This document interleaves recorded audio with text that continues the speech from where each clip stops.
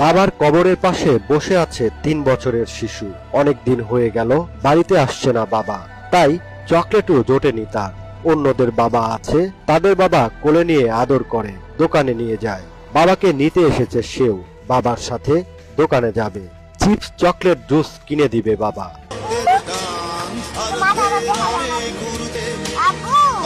বাবার কবরে এসে চিৎকার করে ডাকছে আব্বু আব্বু বলে, কিন্তু বারবার ডাকার পরও বাবার কোনো সাড়া নেই।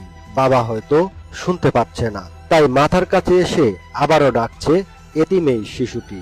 সবটুকু শক্তি দিয়ে কবর থেকে মাটি পলিথিন সরিয়ে বাবার কানে ডাক পৌঁছানোর চেষ্টা। এই দৃশ্য কোনো মানুষের পক্ষে সহ্য করার ক্ষমতা নেই। কে বোঝাবে তার বাবা আর কখনো ফিরবে না? বাবা ছাড়া একটা দিন পার করছে যেন এক একটা বছর হিসাবে। 3 বছরের ছেলেটি সবে কথা বলতে শিখেছে, কিন্তু এত কিছু বোঝার বয়স হয়নি। বাড়িতে ফিরলে আব্বু আব্বু বলে চিৎকার দিয়ে উঠত, মায়ের কোল ছেড়ে জড়িয়ে ধরত বাবাকে, চকলেট নিয়ে যেত বাচ্চার জন্য।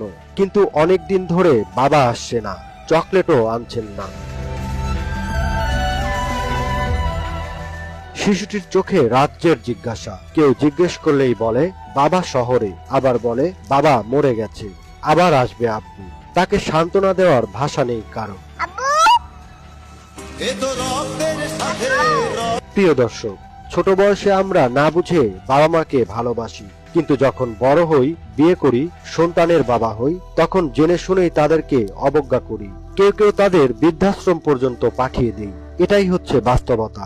আসুন আমরা সবাই বাবা মাকে ভালোবাসতে শিখি অন্তর থেকে, কেননা তাদের কারণেই আমরা এই সুন্দর পৃথিবীতে এসেছি। আল্লাহ যেন শিশুটিকে একজন সৎ সন্তান হিসাবে কবুল করেন।